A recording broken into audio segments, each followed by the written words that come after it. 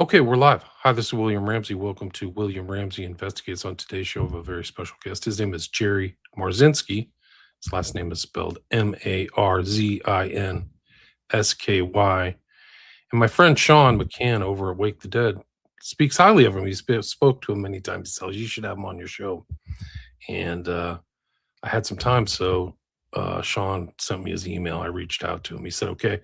And in the interim, once I set up the time, which is today, July 9th, 2026, to talk, I've read through his book and listened to some of his podcasts. And he's very popular on X. There's little snippets of him in different languages, a lot of Spanish, actually, Spanish translations.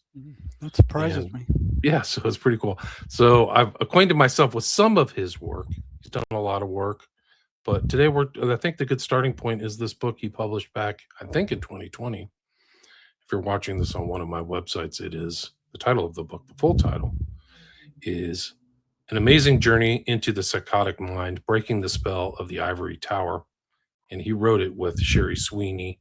Her last name is spelled Swiney. And it's a great book. I highly recommend it. And it kind of has a different take than the kind of allopathic medicine that we know of, maybe what's called the Rockefeller medicine, maybe, than the average person might take. But there's a lot of information I wasn't familiar with, but a lot of data in there. And there's definitely a lot to talk about on his take on certain aspects of mental health and mental illness. And I can't say I disagree with him, but he can talk more about that. So Jerry Marzinsky, welcome to the show. Glad to be here. Excellent. So for people who haven't, they've listened to Sean's Wake the Dead podcast, they've heard you on there at least 3 times, I think. Maybe you can just talk about your background, your education, and then what work you did in kind of the real world, in kind of your mental health field, and then what led up to the publication of this particular book, An Amazing Journey into the Psychotic Mind. Okay.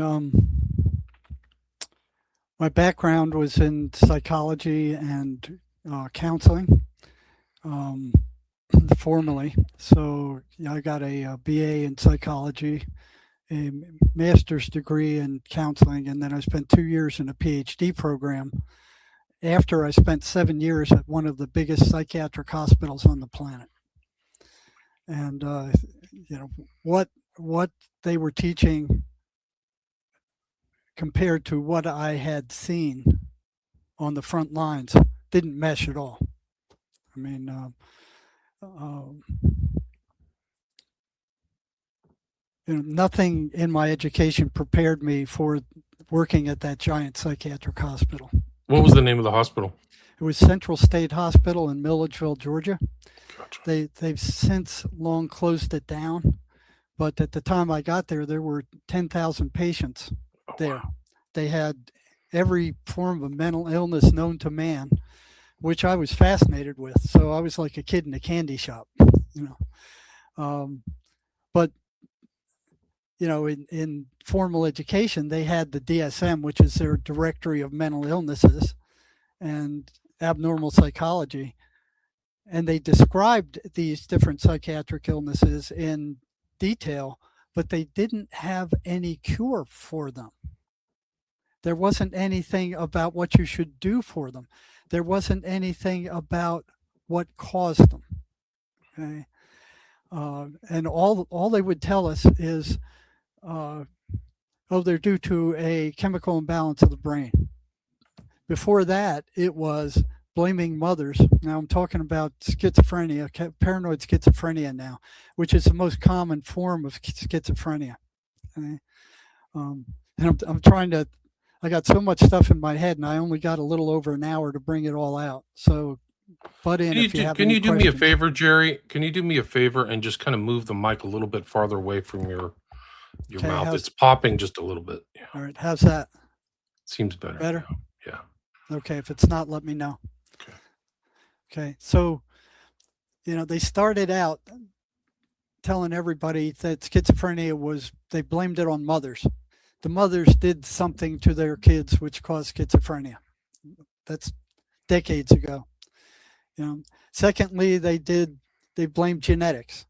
They go, oh yeah, there's some genetic thing wrong with these people, but they never were able to find a schizophrenic gene.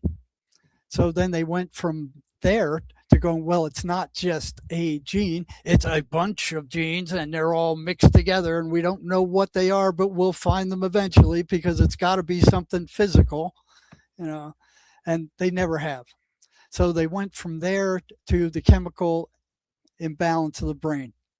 So that happened with Eli Lilly back in the 60s, I believe it was, when they came out with Prozac. They needed some explanation for why their toxic chemicals, these psychoactive drugs, worked. So Eli Lilly just made one up. They said, oh, our antidepressant works because there's a chemical imbalance in the brain. It's got to do with serotonin reuptake. So what their Prozac did was supposed to block serotonin reuptake, so the nerve didn't destroy the chemical, and it just kept firing more often. Okay? Right. So that's the whole thing. They're called SSRIs, serotonin selective reuptake inhibitors. Right. Okay. So they would block the reuptake, so there was more chemicals there to set off the nerves, which they thought was innately not there to start with. But those things didn't work that well anyway. Matter of fact, there's 50,000 people in the United States kill themselves every year, year after year after year. The great majority of them are on antipsychotic and antidepressant drugs. Right? So that gives you the report card on the psychiatric mafia as it exists in the Western universe. So here they are pushing their drugs, and they're making trillions of dollars a year on selling these drugs that cure nothing. They cure absolutely nothing. Nobody's being cured by any of these drugs. All they do is address symptoms. So they reduce symptoms, basically. Okay. Right. They also make you buy the drug for the rest of your life, right? Well, if you want to not be depressed, you have to keep taking Zoloft. That's what they tell you. They say with both of them, they say, especially with antipsychotic drugs, which are horrible. The side effects are horrible. Right. They're just horrible. And that's why a lot of people go off them. They just can't stand the side effects because they are toxic. With long-term use, they do destroy your central nervous system, and it's permanent neurological damage. They call it echinacea. And what I saw when they saw that starting to appear when I was at the state hospital, they started, what it was a low-key trembling. There was due to the toxicity of the drugs. Instead of backing off the drugs, what they did is they added cogentin to treat the trembling, so the damage could continue.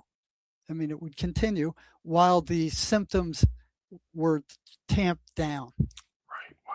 Okay. So the solution is more drugs, right? More drugs. Which is why people are on multiple prescriptions now for their whole life. I know people like that. And then they tell you, they tell schizophrenics, hey, listen, there's no cure for this. And half the time they say that. And you've got to take these drugs for the rest of your life. It's totally untrue. There's a number of people that I've worked with who have recovered, and also other patients. And now I'm working with something called the MACE energy method, which is a cutting edge energetic psychotherapy. And what we found earlier was that these voices that the schizophrenics hear are not hallucinations. They run fixed, repeatable patterns. Okay. And I've got 23 of them on my website, okay, under articles. It starts with negativity. So that's one of the first things I saw in working with schizophrenics at the state hospital. Those voices were consistently negative. They never said anything positive. It was always consistently negative. And if they were hallucinations, as the psychiatric mafia insists, then they should run the gamut. Some should be positive, some should be neutral, some should be negative. They should be all over the place. Hallucinations, the content of hallucinations is not predictable. They're random. No. They should also not make sense. Some shouldn't even be sensible or understandable, right? Well, that's should true. Be gibberish. And that's what I believed they were before I got onto the front lines. So what they would tell us in graduate school is the voices are auditory hallucinations. So what's the first thing that comes to your mind? An auditory hallucination, word cabbage. You know, they don't make any sense, just like you said. Oh, they'd be all over the place. It'll just be a bunch of mumbo jumbo. That's not what I saw. These patients who were schizophrenic, paranoid schizophrenic, were arguing with the voices. They were talking to the voices. They were having long conversations with the voices. It was like listening to one side of a telephone conversation. You know, you could hear what the person is saying, but you couldn't hear what was coming in. Okay. Right. So that's the first thing that kind of blew me away as I saw these people talking to the voices, having conversations with them. And one thing that was odd was, I mean, there were 10,000 patients at that giant hospital and thousands of staff, and not a single one of them was the least bit interested in what these voices were telling the patients. Interesting. Not at all. Nobody. They all bought what the Ivory Tower told them, that these voices are hallucinations. Don't go any further. Don't look any further. That's what they are. Because we said there's nothing so. we can do. We just have to treat them with drugs and that's it. And Yep. put them in an institution, right? That's right. Exactly right. There's nothing you can do. You got to give them drugs. There's nothing you can do about the voices. They didn't do any research on those voices at all. They didn't look into them at all. They still haven't. They still consider them hallucinations, and they have no research to back that up whatsoever. None. Interesting. It was like the psychiatric mafia. The high priest got up there and go, "We hereby declare that the voices are hallucinations because we said so," with no backing whatsoever. None. Zero. Right. So it's medication is the solution, institutionalization. And it's been that way. In schizophrenic, it's Latin or something for split brain, right? So Yes, that's the view, like split mind, yeah, and split and mind. that's probably the only accurate thing they have is it's split mind, because the voices are not the person's mind. Then So when you you're start, convinced it's coming from some source outside of that individual. I have no doubt whatsoever. But you None. came to that conclusion through the meeting of this guy Wilson Van Dusen too. Like you started to see other people's had kind of non-conventional insights or conclusions about this phenomenon, right? Well, Wilson was the only one that matched my experiences. So I had read his book back when I was in graduate school. So there was something in the back of my mind, with regard to what he said. Then I found that these things ran patterns. Okay, so I'll just read a few of them. They're consistently negative. What holds them on that track? Why are they just negative? What holds them there? How come they're not random? And that was one of my first questions. They're anti-religious. They don't like preachers. They don't like the Bible. They don't like prayers. They don't like the person doing anything that's religious or spiritual. And they react to it. One patient came into my office one day and said, the voices came last night and I kept reading the 23rd Psalm, and they reacted like worms thrown on a hot frying pan. And this was consistent among virtually all schizophrenics. The voices don't want them going to church. They don't want them reading the Bible. They don't want them talking to preachers. They don't want them doing anything spiritual, positively spiritual. Okay? That's interesting. They foster and create negative emotion. So what they tell these people, okay, and this took years of interviewing these guys, is everything they told them was negative. They consistently are abusive, negative, insulting, derogatory, and they consistently work to turn the patient's mental state into negative emotion. Okay. They don't want them being happy. They don't want them watching America's Funniest Videos. They don't want them doing comedy. They don't want them doing anything that they enjoy. They will step in there and they will destroy anything that's fun to the person or used to be. They don't want them to be happy. So they're fostering the creation of negative emotional energy. Okay? And then they drain that. Okay? So what I saw was a lot of these schizophrenics were completely drained of energy. They didn't have any. And Interesting. I'm going like, well, they kept reporting that. And I'm like, okay, well, where did the energy go? One guy came in my office one day and said, I was laying in bed all night. The voices kept me up, and I had less energy than if I would working on digging ditches in the hot sun all night, all day. Wow. Interesting. And that was consistent with all of them, but they didn't know where it went. But there was a one-to-one correlation between the voices showing up and their energy leaving. But they were blocked from seeing that. So I'd start interviewing these guys, and there's no shortage of schizophrenics at this state hospital. There were hundreds of them. They were all over the place. I had as many as I wanted to interview. Okay? And I would ask them, I said, okay, did you notice that when after the voices come, you don't have any energy left? And once they thought about it, they realized that was true. Okay. But they didn't realize it before I told it to them. Okay. And then once they realized it, I'd go, okay, the voices show up and your energy level drops. And the voices have been coming for decades for you. And every time they came, your energy level would drop, right? They go, yeah. And I go, okay, where do you think your energy went? And they would go, I don't know. You didn't know. They weren't aware. Wow. They were being blocked. So I would tell them, I said, okay, imagine you're sitting around a campfire and you put your hand in that fire 1,000 times. And each time you got burned, what's burning you? They had no trouble with, the fire.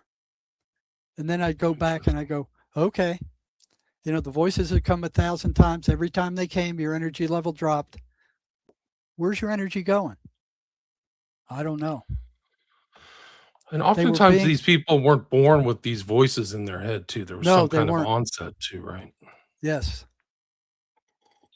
So it's usually around 25. Right. So there's a certain time it happens. Yeah. Now, another thing that's consistent is that, where did I go with that? They have the voices. They it's defined as paranoid schizophrenia, right? So they're paranoid. Yes, they're paranoid. It's always negative, and they're paranoid, and they're oppressed. Negative. They're oppressed by this, whatever's happening in their head. Yeah, and I did a little research thing with the patients I had, the schizophrenic patients, and I would ask them what happens when they went to church. Okay? And it turned out that if the voices were weak, when they went to church, the voices shut up. If the voices were moderate strength, when they went to church, the voices would increase in strength and they would start talking and mocking the preacher. Wow. Okay? Saying, he's stupid, he's crazy. One of the favorite things they said is if they were praying, the voices would say, what makes you think Jesus is going to save you? He couldn't even save himself. They told that to several different classic patients. Anti-Christian mockery stuff. Yeah. And it's almost like they were all made from the same factory, because all of these patterns are exactly the same. Right. It's like there's some big factory in the sky that made these things, and they all run the same program. Okay? Right. It is interesting. So you have the similarity. You have people with the same diagnosis experiencing the same thing, and it's been called by the kind of powers that be, the ivory tower, so to speak, that this is incurable, and they're afflicted because of a imbalance of the chemicals. But you think, and other people think, that something outside. This is very consistent with kind of like New Testament belief that people are perplexed by other spirits. Like this is Well, yeah, you this look at is the right there in Bible. the Bible. Yeah. 23 times Jesus has cast these things out of people and more with his disciples. And yet this is supposed to be a Christian society and they won't even consider this. Right. Yeah, it's Now you scientism. look at It's a scientific worldview now. Yeah. what these people are doing. Okay, so they say it's a chemical imbalance in the brain. Okay. If you ever go to a psychiatrist, and those of you who have, okay, especially if you had schizophrenia, watch what happens when you go there. He will ask you questions for about 20 minutes, and then he'll give you a diagnosis. If it's a chemical imbalance of the brain, why doesn't he give you a blood test or uh, any kind of objective test, some kind of lab test to determine what chemicals are out of balance in the brain and how much? Right. It doesn't exist. Right. Like They they come can do up a with blood test on your, carbohydrates or whatever, your something. They don't, LDL levels, but they can't. Why can't they prove it for your brain? because they don't have anything to prove it. They don't even know what the chemical balance of the brain should be, let alone what the imbalance is. It's But made these, up. It's right, totally made up. these are standard diagnoses for a lot of ailments. It's not just schizophrenia or paranoid schizophrenia, right? Well, yeah, you look at same way with depression. They don't have any objective test to determine. Now, matter of fact, the almost 300 psychiatric diagnoses in the DSM, which is their directory of mental illnesses, there's not a single objective test for even one of them. None. Zero. It's all made up. They the psychiatrists and the big pharma get together in these groups once every 3 years and they make up these diagnoses. And then they put them in this book and they look all scientific. They got all these numbers, paranoid schizophrenia 303.10 and all these subcategories and subcategories. It looks like a real work of science. It's garbage. It's groups of behaviors that they have given names to. There is not an objective test for any of them. There is no lab test to prove their brain chemical imbalance theory. It's made up. These people are duplistic as the day is long. Right. And this is the basis of you call it a $1 trillion industry. It really is. Like if you look at all of these big pharma things, it's just hundreds of billions of dollars is dependent upon really fraudulent science. Would you agree with that? I would totally agree with that. They're a bunch of shysters. Now, Yeah.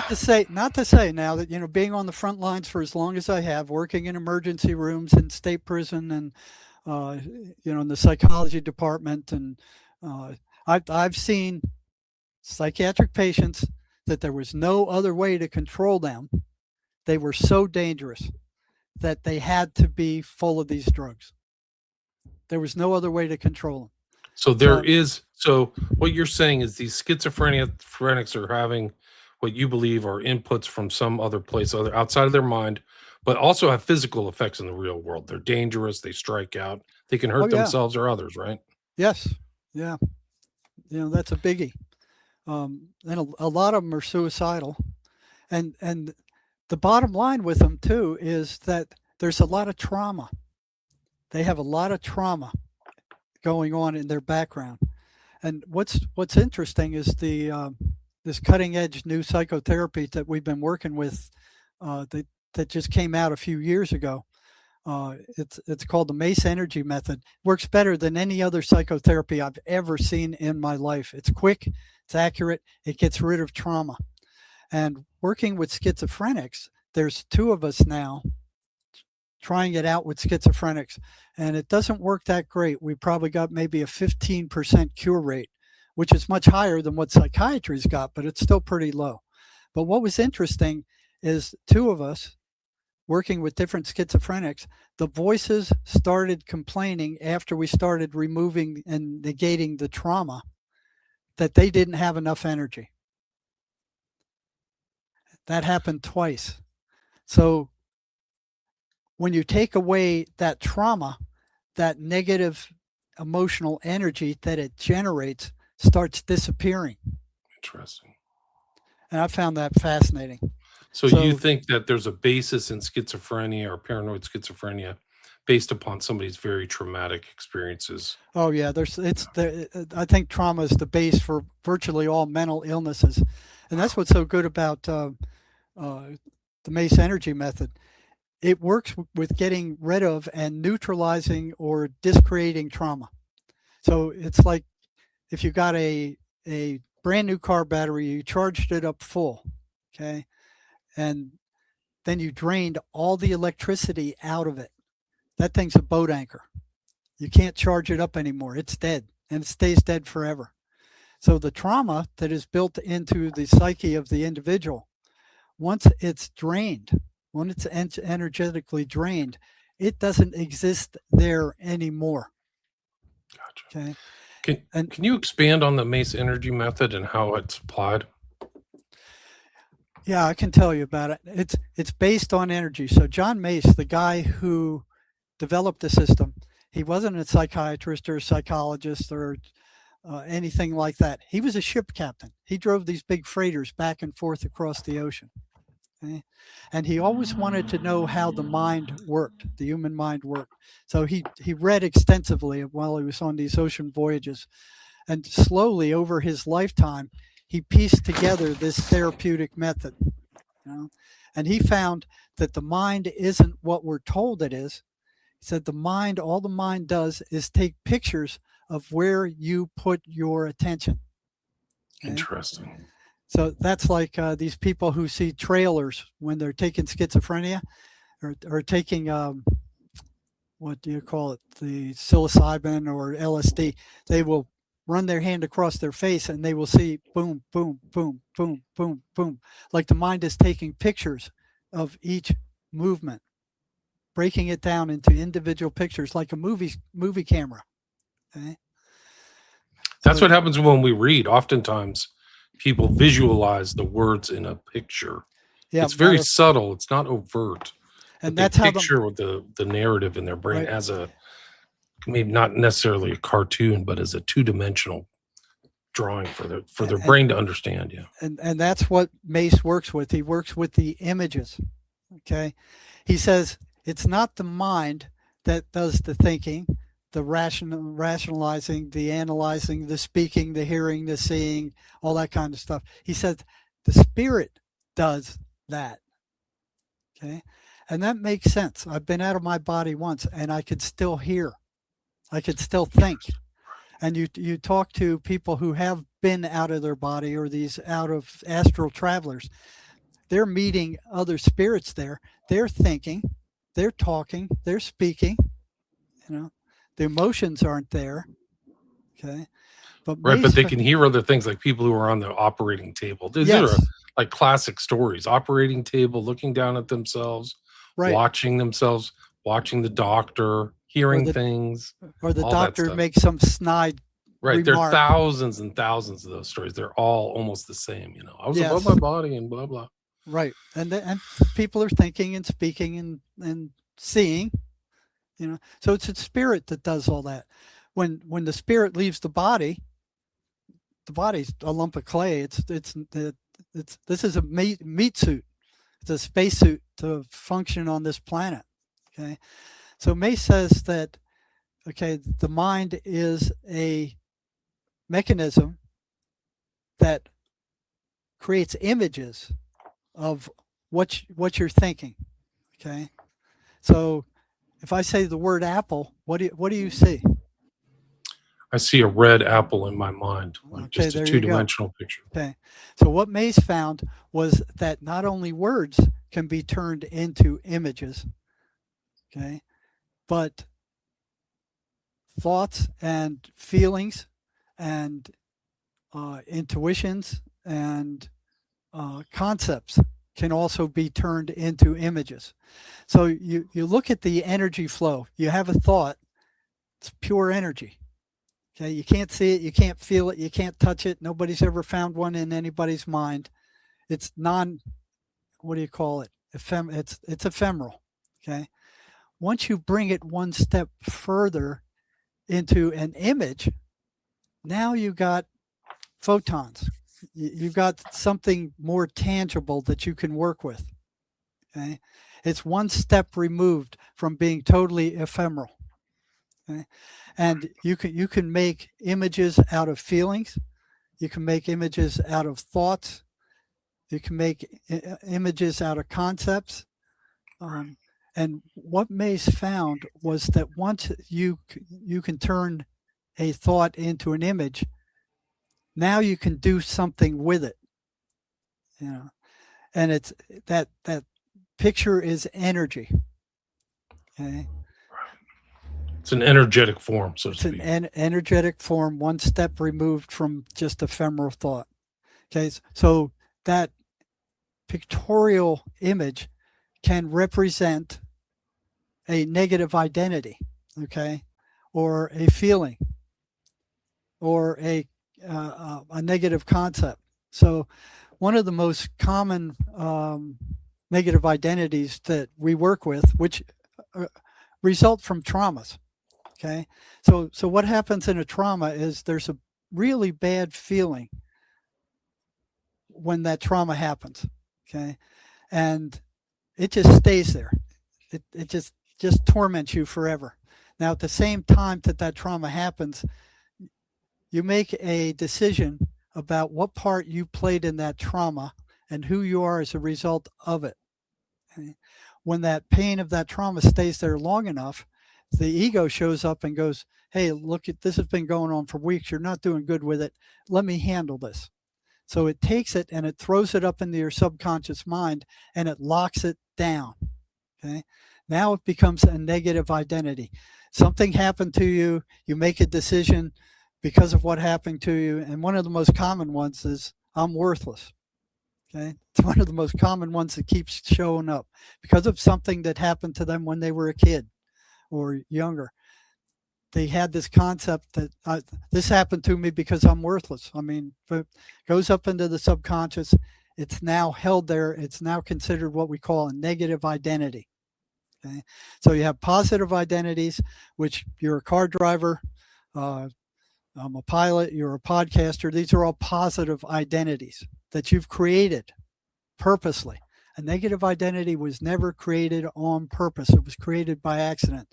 The human being will not create a negative identity that goes against itself on purpose. They get created during a trauma subconsciously, and they're locked into the subconscious, and they're still alive. Okay, so what happens now is that whatever that person is like who caused that trauma, okay, when somebody shows up that's similar to that person who caused that trauma, that negative identity goes off and it starts projecting outward onto that person similar to the one who caused the trauma, telling that person to attack that person or run from that person or avoid that person. There is a negative reaction. So somebody who's been in a car accident, very traumatic car accident, they'll see somebody like driving a car bad and they'll overreact or something because they've had this energetic form in their brain. Well, or somebody who's been abused sexually or physically, that happens to too. Like if they see the possibility of that happening again. Right. Or if they meet somebody who reminds them of the person who did that to them, that negative identity goes off. It blows. And it projects that out onto this other person. And it says, this guy's way too close to the person who did this thing to you. Either attack them or run from them or avoid them. So there's a reaction. That thing blows. It's like a landmine. You know, it's got to have enough of that person outside has to be close enough to the person who caused that damage to set that thing off. Every time it goes off, it gets stronger. Okay? And it affects what you think, what you do, what you don't do, how you react to people. You know, so it's not dead. Right. It becomes a component of your personality. It becomes a component of your personality. Okay. And you're not aware of it. So you can't do anything about it. Okay. So what Mace does, that's negative energy. It's a big pool of negative energy. Mace goes and it identifies what feelings are in that negative identity. You know, anger, hatred, fear, all these feelings that are compose that negative identity. Okay. And then the person is asked to turn it into an image. Okay. Once it's an image, now we can get rid of it. Okay. So if you connect that negative energy to the person's spirit, which is pure positive energy. So the Bible says your spirit is a spark of God. It's pure positive energy. Okay. There's nothing negative about it. It's a little spark of God. Okay. Mace found that negative energy moves toward positive energy. So it does that in batteries, it does that in circuits. So you get the flow of energy is from negative to positive. So if you make that connection, which is what Mace does, between that negative identity and the person's spirit, okay, which is basically a form of their attention, then what happens is the spirit will take that thing and it will disassemble it. It will discreate it. Okay. And that thing, that image would then disappear. And when it's gone, that negative identity is gone with it. All right. So all these fears that occur in childhood, the bad things that happen to people that scar them for life, Mace can get rid of it. Okay. Now, what we've found is that the negative identity, or there's two things: the negative identity, which is made by a trauma, okay, and these negative entities that are in schizophrenics feed off of that trauma. So if you remove that trauma, you're taking away their food, which is interesting, and why they were starting to complain that, hey, we need food, we need, So this is something that's approaching the treatment of not only regular different kind of psychological illnesses, but it's making schizophrenics better. So even if the voices don't leave, they're more stable. They have less misery once they complete a Mace session, if they're cognizant enough to do it. Now, the person has to be able to concentrate. They need to be able to form images. If they can't form images, then this doesn't work. Okay. Now, working with schizophrenics, I've had the voices block the process several times.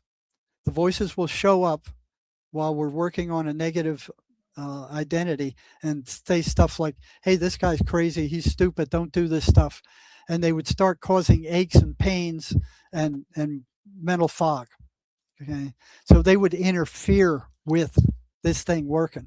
Sorry for interrupting, but what you're saying, it's not just voices. There are physiological effects of this malady. So it's not just voices. They are having brain fog and some other physical response to this event too, right? Is that what you're saying? Or Oh, is yeah, it just in the mind? Okay, so that's No, an important it's point. not just the mind. So Yeah. what the psychiatric mafia is saying is that, oh, well, we can measure the EKG when the person is hearing voices. There's a physiological response, so it must be physiological. Okay. What Swedenborg says is that it's internal, and the internal thought sparks the physiological response. Gotcha. Okay. For people who don't know, you just mentioned an important name. His name was Emanuel Swedenborg. Can you do a brief bio about him and why he's important to your research and yeah, approach? he was critically important. So there's a book written by Wilson Van Dusen, who was a clinical psychologist working in California. Okay. Now, he had retired while I was still working on the front lines. And I'd read his book some time ago, and he was talking about Emanuel Swedenborg. Now, Emanuel Swedenborg was a Christian mystic who lived some 300 years ago. He was the chief mining engineer for the Queen of Sweden. He made her a fortune. He was one of the top scientists of his day. I mean, he was highly, highly educated. He was psychic. He knew when things were happening. He could go to the other side. He could talk to dead people and bring back messages from the other side. There was one time where the Queen of Sweden was having an affair with a enemy of the Swedish state, and she wanted Swedenborg to go the other side and find out what the last message this guy wanted to send to her before he died. And Swedenborg went over there, came back, and said, "Okay, I got the information you want." And she said, "Okay, tell me what it is." And he said, "No, no, no." And she said, "I don't have any secrets from my court." He goes, "No, no, no, no, no, no." So he whispered it to her, and she fainted, fell over. So another one where this rich guy made a silver tea set, had it ordered from the silversmith. The silversmith died, and it was very expensive. And the guy who ordered the set didn't pay the wife, and then said, "You got to have the receipt to prove, before I pay you." And she didn't know where the receipt was. So she asked Swedenborg to go to the other side, talk to her husband, and come back and tell her where the receipt was. So he did that. He'd usually stay away for 3 days at a time. Came back. He said it's behind a fake drawer in his desk. They opened it up, and the receipt was there. So after a brilliant scientific career, Swedenborg said Jesus Christ showed up to him and said, "Okay, enough of this scientific stuff. I'm going to give you access to heaven and hell. I want you to interview the people there and come back and write about it so people know what heaven and hell are." And he goes, "Okay, your will." Okay, so he did. And his first book was Heaven and Hell. So while he was writing about, he wrote about both those. He wrote the book Heaven and Hell, and he interviewed a lot of the demons in hell. Now, Van Dusen in California was also interviewing his psychotic clients too, and asking them about their voices. And he was trying to make friends with those voices so he could get more information out of them as to what they were. Okay. Now, when I tried that at the state hospital, the psychiatrists found out about it. They threatened me. They said, "You're making the patients worse. You keep asking them questions. You're reinforcing their hallucinations, and you're making them worse."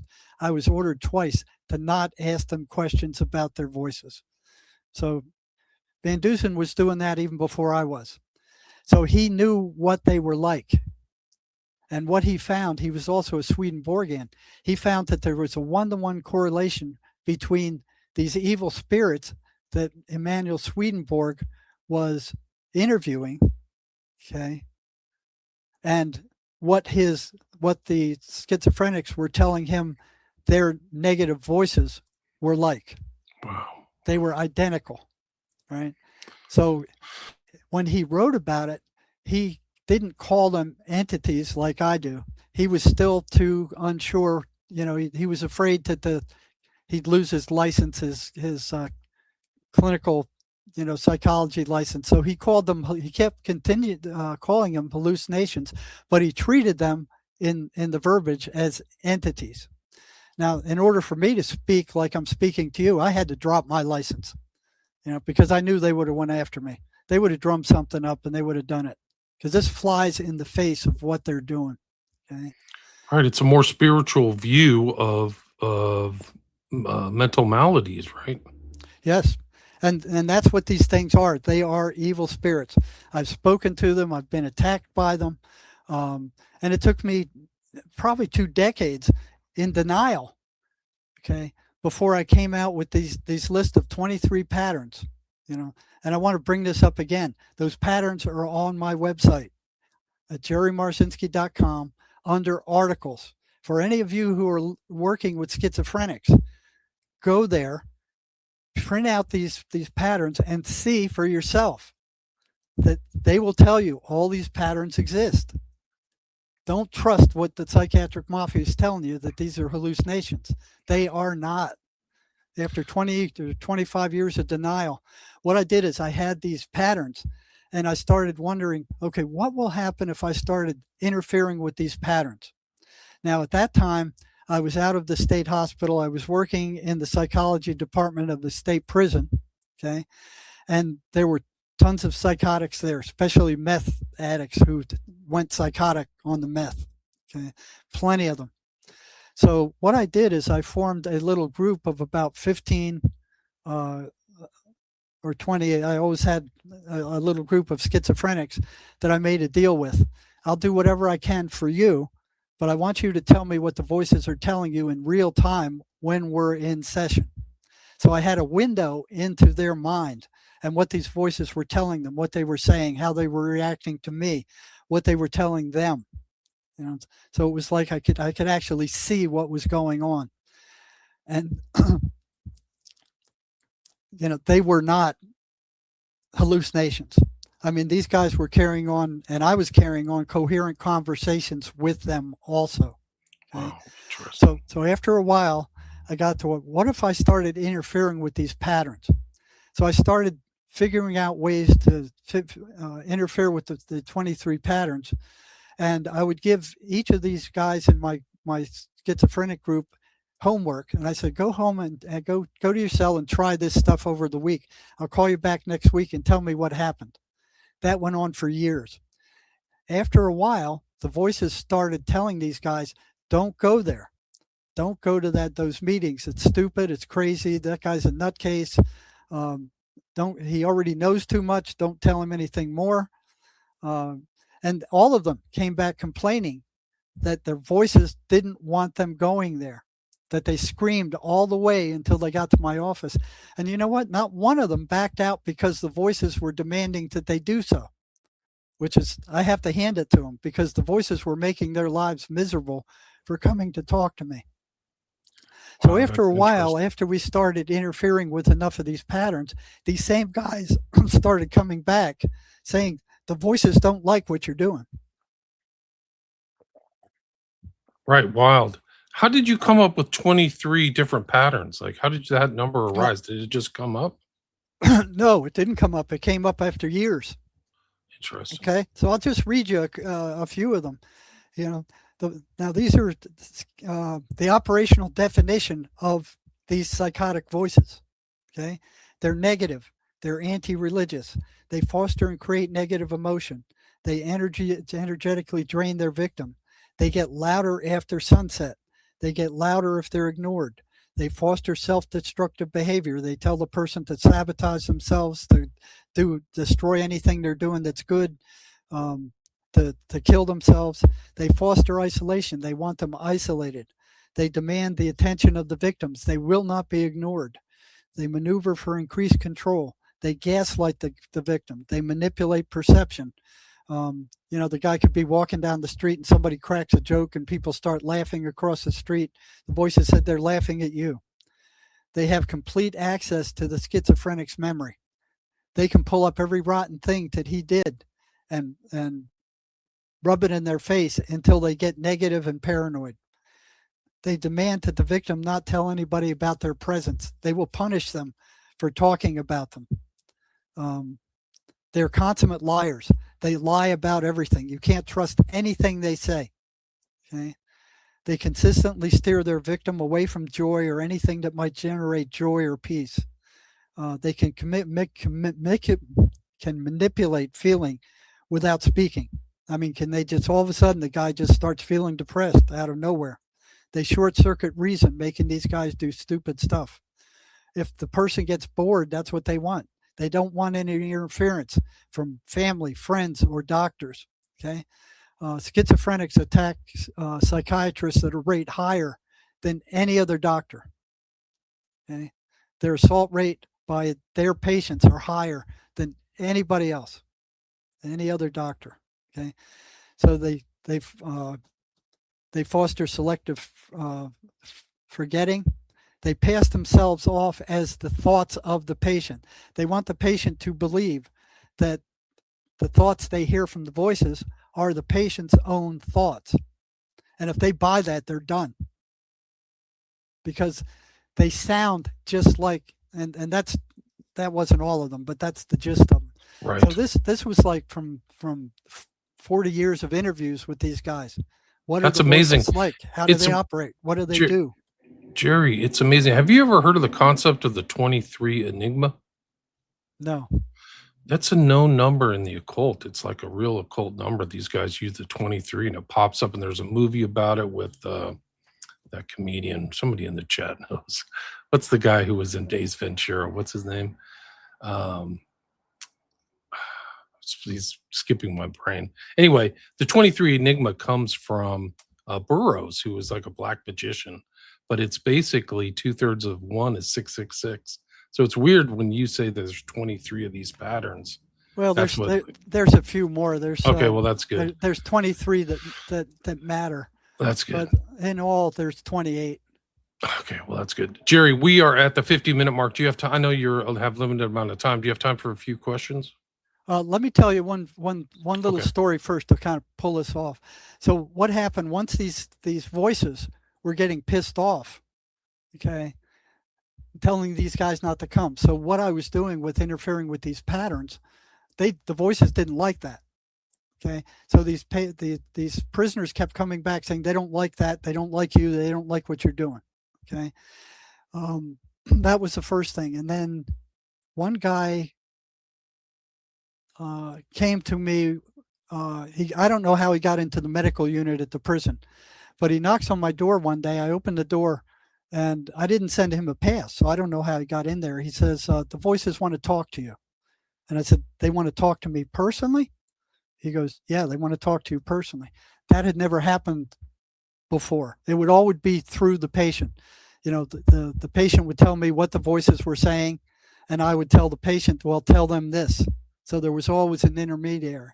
There wasn't any direct conversation. You know, I think Van Dusen did that, but I didn't. I found it easier to go through the patient.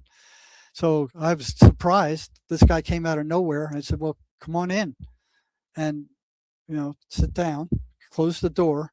And I go, well, what do they have to say? These words came out of his mouth, directed at me. You have no right to interfere with our way of life. Boom. My denial system cracked. It blew wide open. It was already shaky. I mean, I already had so much evidence already that I think anybody else would have already decided that these things were entities. But that was the straw that broke the camel's back. Okay. And then I told this guy, I said, well, tell them this. And he said, I don't have to tell them anything. They can hear what you're saying. They can see you. They can hear you. I don't have to tell them anything, which was news to me. I thought it had to go through whatever process was in their brain. Okay. So that happened. It was like a shot across my bow. And I didn't stop. So I was reading this book called The Voice of Knowledge by a South American shaman. And it was talking about the voices being parasitic entities. Right. So I brought it into the prison with one of the prisoners I was working with. And I was always asking them questions. I was always dragging up stuff. What do you think of this? What do you think of that? You know, how does this fit? You know, I was asking them thousands of questions all the time, you know, and I was getting, you know, consistent answers from a lot of them. And I brought that in and I started reading it. And I said, I want your opinion on what this guy's saying. And when we got to the part where he was talking about them being parasitic entities, all of a sudden the prisoner in my office just got this blank look and was just staring with this crazy blank gaze at me. And I looked up and I was asked him, well, what do you think? And he didn't answer. He was just staring at me with this crazy look. And I went, uh-oh, he's going to attack. Pushed my chair against the office wall just in case he did. And then this loud electrical crackling erupted right behind my head. It sounded just like an arc welder. It's like crack, crack, crack, crack. And I'm looking at him and he doesn't respond at all. He's just staring with this blank stare. And then that electrical crackling starts moving along the wall to the right and then up the right-hand wall of my office. Just crack, crack, crack, crack, crack. I couldn't see anything. I couldn't smell anything. It was just the noise, but it sounded like electricity. And I turned to him, and it sounded just like an arc welder. And I turned to him. I say, "You hear that?" And he doesn't say anything. He's just staring at me. So it goes up to the ceiling and then across the room where I could see him and where the noise was coming from also. And I was halfway thinking he's going to attack. So I was afraid to take my attention off him. That crackling went down the left wall, jumped into a Rubbermaid trash can right by my left leg. And I look down there and I hear the crackling, but there's nothing in there. There's no papers. The inmate porter had cleaned it out the night before. And then it stopped. Boom. It just stopped. And he slowly moves and gets up and he goes, "I gotta leave." And he shuffles out. And I'm like going, "Yeah, get out of here. Go, leave." And I got up and I examined the walls. There weren't any burn marks on them. I went out into the hall. The nurses weren't in yet. The doctors weren't in yet. There was no rational reason for that thing to exist. There was no cause that I could see. Right? I didn't call this guy back for like 3 or 4 months. I didn't want to see him. I didn't want to deal with him. Finally, my curiosity got the best of me. Called him back and brought him in. And I thought I was starting to lose my mind because there's nobody I could talk to about this stuff. Nobody would understand except the schizophrenics. I could talk to them about this. They understood, but nobody in the sane world did. So I had like a foot in both worlds, one in the psychotic world and one in the regular world. And the two just didn't mesh. So when he came back, I put out a pass for him. And he looked good. He came in, he had lots of energy. I was expecting him to be a rag. I was expecting them to have drained him to a pulp. Okay. And I said, "You look good, And he said, "Yeah, I've been doing what you said. I haven't gained any ground with him, but I haven't lost any either." So he was holding him off. And then I said, "Have a seat." And I said, "Do you remember the last time you were in here?" And he said, "Yeah." And I said, "Did you hear that crackling?" And he said, "Yeah, I heard it." But he said, "I was surprised you did." And that was a relief. At least somebody else had heard it. I didn't fabricate it. He had heard it also. And I said, "What was that?" And he said, "That was them." I said, "Them who?" He said, "The voices." I said, "The voices did that?" He said, "Yeah, the voices did that." And I said, "What were they doing?" He said, "They were trying to scare you off." And I said, "Well, they damn well did a good job of it, And then I asked him, "What did they tell you as you were walking out of the office? You looked like a freaking zombie. You looked like you were in some kind of trance." He said, they told me to go get a shank and stick it in your belly." And I was thinking, nah, he wouldn't do that. I've worked with him for 6 months. He made good progress. He's holding the voices off. I know this guy. And I asked him, I said, "Well, why didn't you do it?" He said, "I couldn't find one and nobody would give me one." Right. So that's the only reason you weren't assaulted. These are all really consistent with like demonic oppression and stuff like Yes. that, where they Yeah. talk in like we know this. And Yeah, yeah. It's like when Christ met the one with Legion, like we are send Legion. us into the pigs, send us. Right. I even had one of them respond back as I asked him what his name was, and he said, "We are Legion," just like the Bible. Exact same thing. Yeah, I think it's that happened twice. Okay, I only got about 15 minutes or so. So okay, you can. You definitely have some fans here. There's no question about it. Let me check these. Let's see. We can come back at another time. Yeah, for sure. I'd love to have you back. I feel like I could pick your brain for hours at sea. Oh, I just covered a fraction of what there is to talk about. Michael says, "Good to see Jerry here on your channel. I've been following it since he first came out. Very important information." Gerald talks about, this is Kaczynski. "Imagine a society that subjects its people to conditions that make them terribly unhappy, then gives them drugs to take away their unhappiness." Yeah. And turn them into zombies. They're still unhappy. That's the whole thing. The drugs don't work. They're still unhappy, but now they're zombies. They're not fully human. Right. R. Murray, love this guy. Oh, that's great. This surprises me. These reactions. I don't usually get reactions. Art says he had full surgical awareness experience. Yep, these are common. A lot of people don't. You don't go out to a bar and tell about your surgical awareness, but if you get See, into people, they will tell you their spiritual experiences, their surgical, their out of body experiences. Their see the surgical awareness thing where he's experiencing discomfort from that's something that Mace could get rid of in an hour. It'll be gone. It won't be there anymore.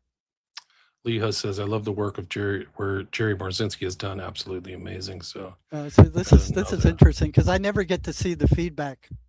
Well, here's your chance. Fasting Crow, the things they see and hear are never positive, always negative. Schizophrenia Always negative. is an open portal the brain doesn't realize. Yeah, I think you're right. Yes, these are negative entities, and they blend with the person's spirit, and they want the person to believe that the person is them. And they will tell them, I had patients ask them, who are you? What are you? They say, we are you. Gotcha. Gerald, thank you, William. Jerry's a hero. So you got I don't know about that. Leah, funny, I was speaking to my aunt about Jerry's work because my aunt had really had depression and she would hear voices when entering a church and graveyard. It's all consistent with what you just said. Sam, another great show. Very fascinating. Thanks, guys. Thanks, everybody, for listening. Let's see. Nothing hard. Man willing to stand up to evil men. Oh, there's a question. Bart says, does Jerry think SSRIs can cause temporary psychosis? Can you address that? I've never heard of it doing that, but it will gork you out, and there are tons of side effects. And like I said, 50,000 people a year are killing themselves in the U.S. A great many of them on SSRIs. And matter of fact, there's a warning on some of the labels saying, beware of suicidal ideation. And they're still selling this crap. Yeah, it's amazing. And they don't work, guys. They actually, you get really bad withdrawals, like Jerry was talking about frying your nervous system. And I wouldn't be surprised if they formulated them that way, especially Wellbutrin. Wellbutrin's almost as hard as getting off of nicotine or heroin. Yeah, I've heard that too, like really bad. I've got a question for Jerry. How intelligent do you believe these voices are? Do you have any thoughts on that? That's a good question. Yeah, I do. Some of them are very stupid. Some of them are just morons. Like there was one that it would say, hey, hey, hey, to the schizophrenic, and the schizophrenic was going, well, does he mean hey like horses eat, or does it mean like hey you? But some of them are so friggin' sly and devious that it's unbelievable. You can read about them in what is it? Is it the Screw Tape Letters? Oh, right. That's Lewis, right? Yeah, Lewis. He talks about how sly and devious they are. I mean, almost beyond comprehension. And then they're all up and down the middle. They're all different intelligences. Gotcha. Fasting says, when they hear Jesus Christ out loud, they flee and cringe. Rata Font says, Jerry's a legend. Johnny, I love Jerry. Great guy. Amazing info. Gerald has another question. Do the voices align with historical entities like Lesser Key of Solomon demons? These two questions. Lesser Key of Solomon demons. Do individual voices exhibit a consistent personality or archetype? That's a great question. I got to get the door. Sorry, Jerry. I'll be right back. Can you answer that, please? Yeah, I'll answer that. Well, they are demons. I don't know about Solomon's demons, but they match the demons in the Bible. Okay. They match what Swedenborg says about demons. All right. Now, with consistency, the voices are like assigned to destroy certain people. Okay. And those voices are consistent. The person would say, yeah, this one's been with me for 10 years, or, but their personality is consistent. It doesn't change. Okay. Now, I did have one patient where it was a girl where the voice wasn't doing a good enough job of making her miserable, and there are echelons. So the level above her came and removed that one, okay, and gave her a much nastier one. Okay, sorry about that, guys. Jim Carrey, that's it. There's a movie called 23. Let's see. We already answered that. We struggle not against flesh and blood. Yeah, that's the famous Ephesians 6:12. That's a huge psyop, convincing everyone they're involved meat and not divine. If that's what her soul's about. Yeah, it's a huge psyop. I think that that's really it. Like Swedenborg's really interesting. I was trying to remember, but he's influenced great artists like Blake was Oh influenced yeah, by Swedenborg. He was considered a Swedenborgian. yes, And and also that's what Wilson Van Dusen was. right. So when I when that story that I just happened that I told you about, when I experienced that, I didn't know whether Van Dusen was still alive or not. So there was a Swedenborg church in town, and I went there and I said, "How can I get hold of this guy?" And Frank, the preacher there, knew him. So I said, I need to find this guy. You know, I experienced the same kind of things he was talking about. And he said, well, I'll put you in touch with him. And were you in Northern California? Because it's centered in Mendocino, right? now, The what guy, was it? Wilson Van Dusen? Ukiah, I think it is. Ukiah. Right. So you were up there. Wow. No, I wasn't up there. Okay. I was here. Okay. So, and then I made contact with him, and then he started giving me ideas about experiments to run with them, with the voices. Okay. So we worked together that way for a while. And there was one guy wrote 30 Years Among the Dead. He was I think a psychiatrist. He would give schizophrenics static electricity shocks, and that would drive out the voices. And then his wife was a medium, and she would talk them out to go into hell or wherever they belong. So it was kind of like an exorcism then. Yeah, kind of. And once she got them there, once she got them into the light and had somebody come and pick them up, the voices were gone then. And that's the same thing to Baldwin does. He would talk them into the light, and they're miserable. They don't like what they're doing. They're bored, you know, making these people miserable over and over again. Their higher ups tell them, you have no light in you. If you don't do what we tell you, you will cease to exist. Wow. And what you mentioned in your book is some of these people are cured of paranoid schizophrenia, right? Mm-hmm. Like they're literally, the voices do at times go away. Once the voices leave, all symptoms of paranoid schizophrenic leave with them. Right. There's a 1-to-1 correlation. If those voices disappear, the person turns back to normal. Now, this is only with paranoid schizophrenia. There's other kinds, but paranoid is the biggest. It's the biggest bunch. Gotcha. It's the largest section. It's kind of like everything in the medical field. It's all a misnomer. It's like a fake, like term or something. It's a fake label. And once people get labeled, there's power in labels themselves too. Like if you say to somebody, "Oh, you're depressive," or "You're a paranoid schizophrenic," "Oh, I'm a paranoid schizophrenic." That's a very debilitating label. Irish Rooster, great guest, great shows. Thanks a lot. Thanks to Sean McCann of Wake the Dead. He recommended Jerry as a guest. Has this guy Kai Sniper? Has this guy ever read Gene Wolfe? I don't even know who that is. Do you know who that is? I don't either. Have no idea. Jerry, this guy rules. That's Tim West. Okay, thanks everybody. Thanks for all the great comments. I know Jerry, you got to go. I'm showing his website here. I got a few more minutes. Let's run it for maybe another 10 minutes. Okay, well, those are the end of the comments. Oh, is it? Okay. Yeah, so we got through all that. We got 130 live listeners. Thanks everybody for listening. Jerry's website is here, Jerry Marzinsky, all1word.com. I'll put a link to that in the show notes. Is there anything you'd like to finish up with? Anything I missed or anything you'd like to add? Well, yeah, again, the MACE energy method works better for psychological problems than anything else I've ever seen in 50 years on the front lines in mental health. It works with energy. It doesn't.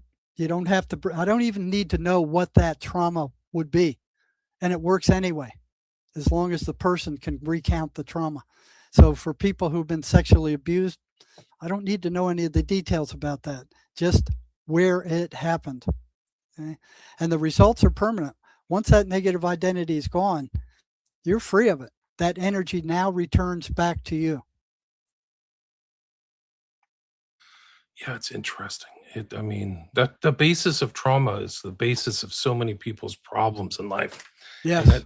I think that's really like a lot of these bad, evil people and actors, they like deliberately try to traumatize people.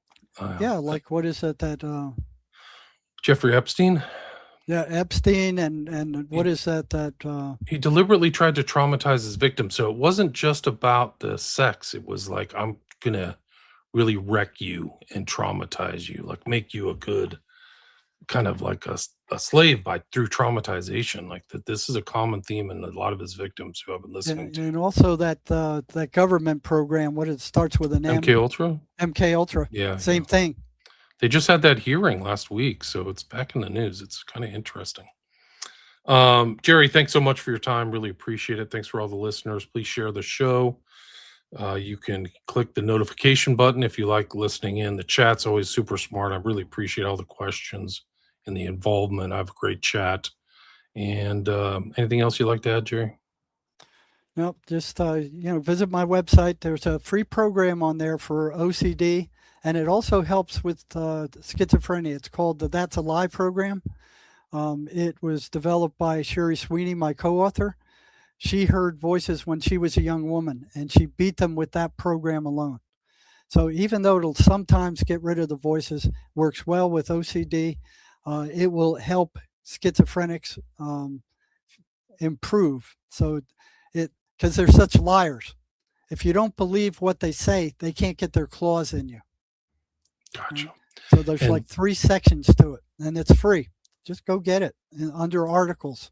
Jerry, that's the best place to reach you as well, is that website, right? Is your website. Yeah, that's the best way to reach people want to follow up, they can do it there. Our intro was basically covering your book, but there's a lot more information that you have, obviously. And the book we covered is the one you published in 2020, An Amazing Journey into the Psychotic Mind, Breaking the Spell of the Ivory Tower. And again, the guest is Jerry Marzinsky, Marzinsky. Thank you so much for your time. Okay, you're welcome. Thank you. Stay there.